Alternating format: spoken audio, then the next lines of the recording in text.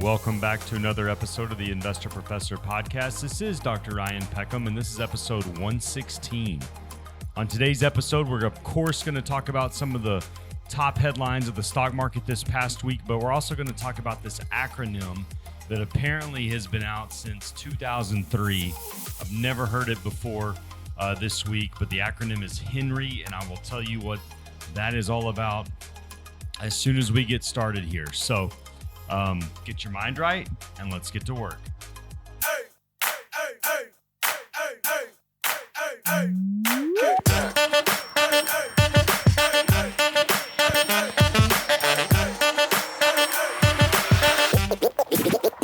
You dropped this.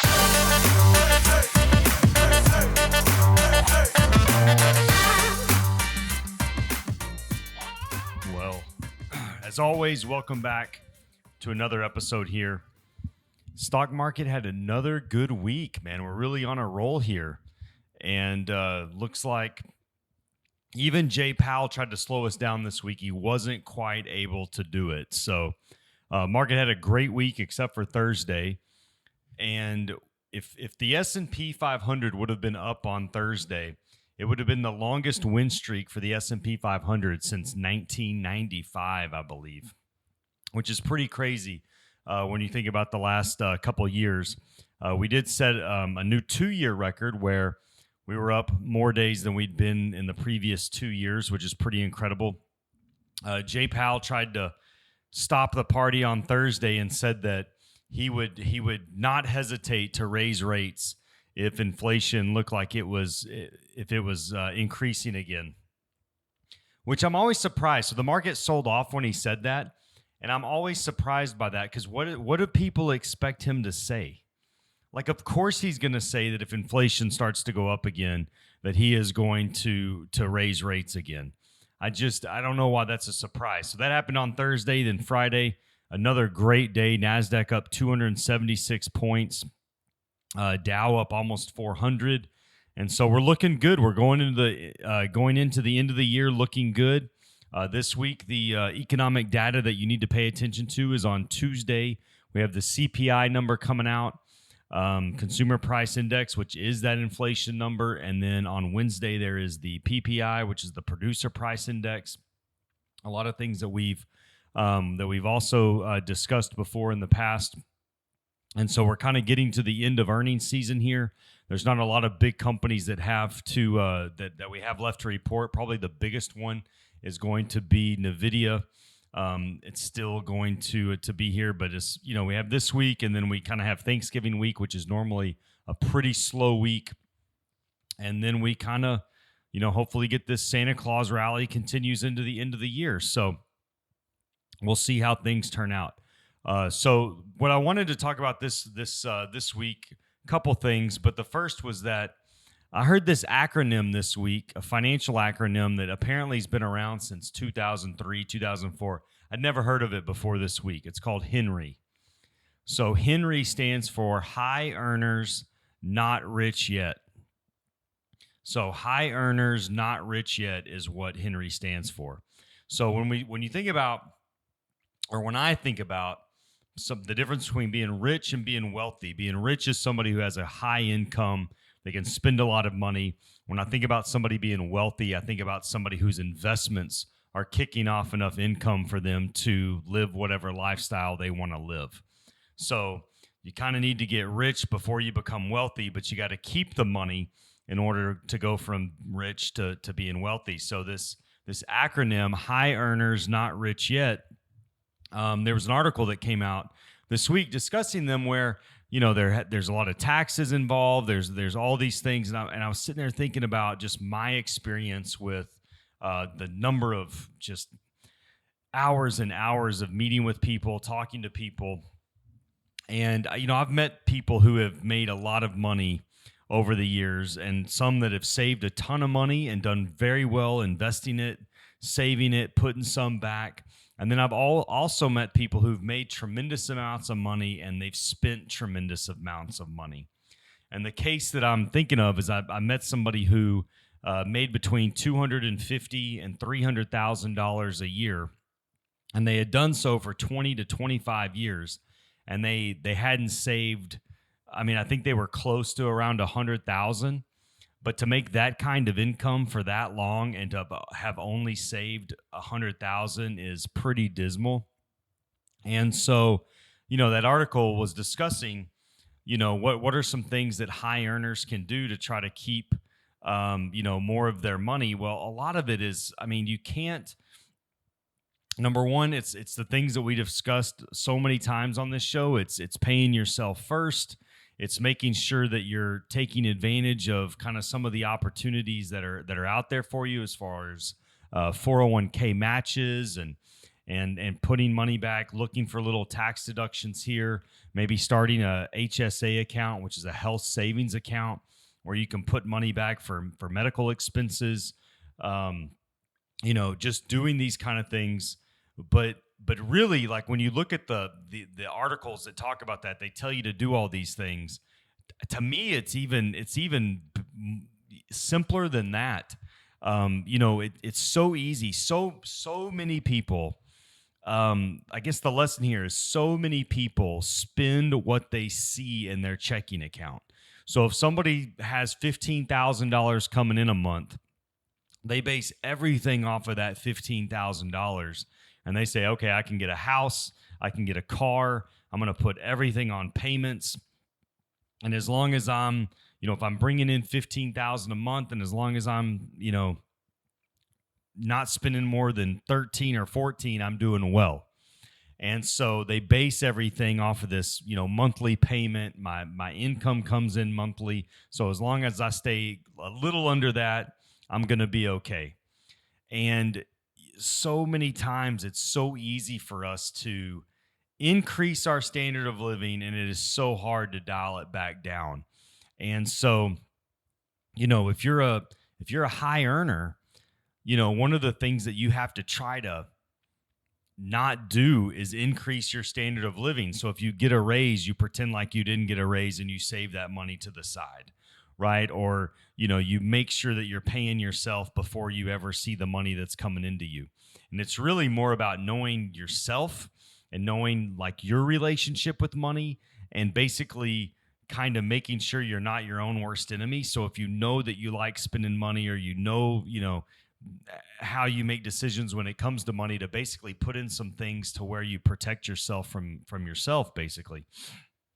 But there are a lot of Henrys out there. There's a lot of people who have who are high earners and not rich yet. And the only way you can become, go from rich to being wealthy is to live, beneath your means for a long time, so that you can build up your portfolio, let compound interest work for you, and then eventually, basically turn on the spigot and have those earnings coming back to you. And so, but it's difficult because, when everybody's buying a new house and everybody's buying a new car and everybody's going on vacation, and you're spending 10 years grinding away, or however many years it takes, but normally 10 to 15 years grinding away, really, really becoming friends with delayed gratification. It can be difficult. For some people, it can be really difficult. Some people just, can't basically not keep up with the Joneses. You always hear that. Don't keep up with keeping up with the Joneses, trying to buy everything you see everybody else buying. And so it's a difficult thing to do. It's a difficult thing to do. So the acronym to me makes total sense, even though I've never heard it before. But I thought it was something good to bring up kind of on this podcast, because everybody wants to be a high earner. We look at the list that say, how much do you have to make to be in the top 10, 25, whatever it is, whatever you need to make to be in the top wage earners. And then you look, and we talked about it a couple weeks ago, where the average savings rate right now is about 3%. And so if you're making $200,000 and you're only saving $6,000, that's probably not going to get you where you want to be later on, when you look at being able to have your investments kick off enough income to where it's basically your portfolio is your part-time job, and then all of a sudden it's your full-time job. And so it takes a while to get there. It definitely does, but I'm telling you, it is a fabulous feeling when you're working because you want to, not because you have to. But it just takes a while to get there.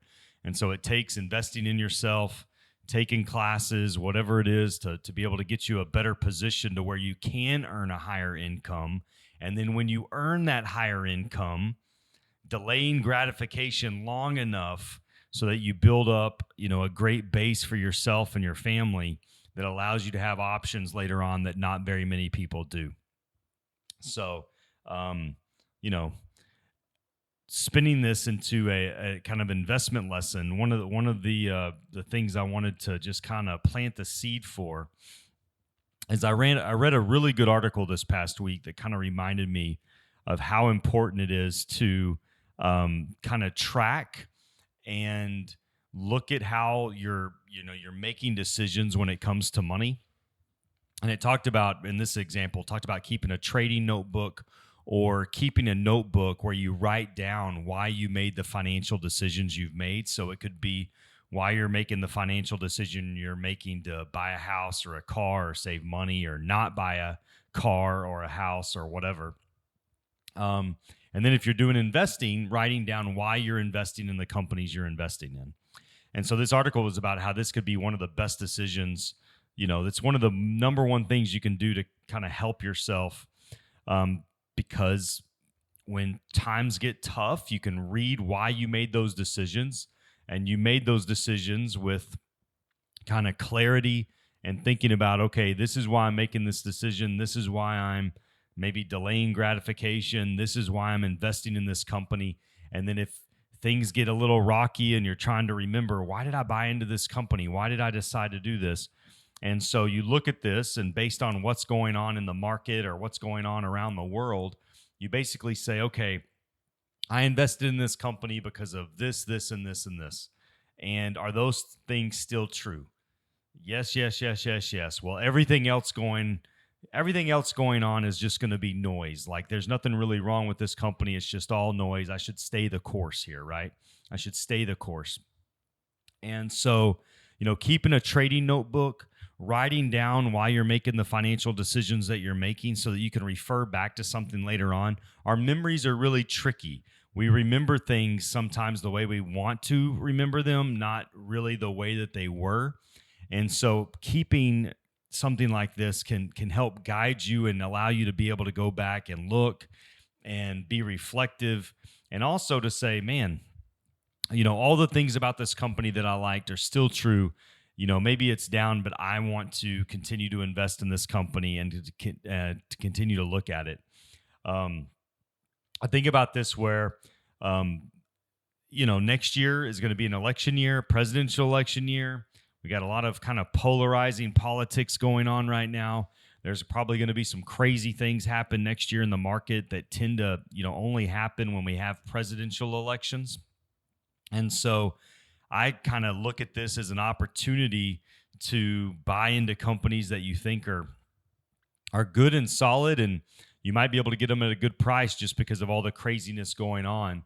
And so you got to be ready, though. So you got to be ready. You got to put back some funds, have some cash available to be able to take advantage when this kind of turbulence happens. And there's always going to be something. I'm telling you, I don't know the events that happen, but pretty much 1 to 2 times, I would say easily 2 times a year, there's going to be some event, creates a lot of noise, doesn't really have to be stock market related, that's going to bring the market down and allow you to be able to buy into solid companies.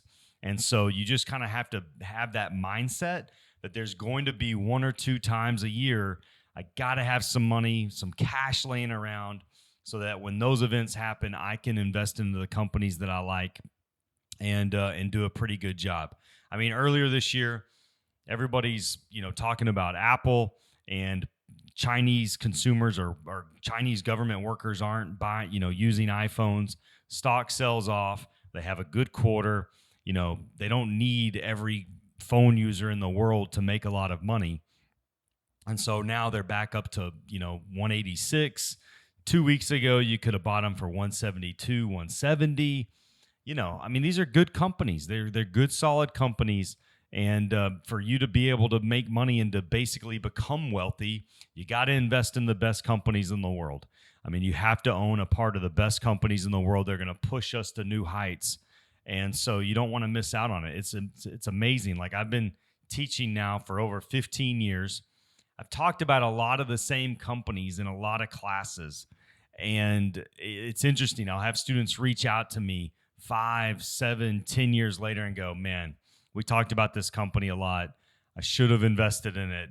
I didn't, and so it's that. I mean, and that's obviously, like, you have that's hindsight bias. I mean, you know which ones to pick out. I know we talked about some ones that were probably terrible, but the ones that stick with you are the ones that, are the ones that turned out well.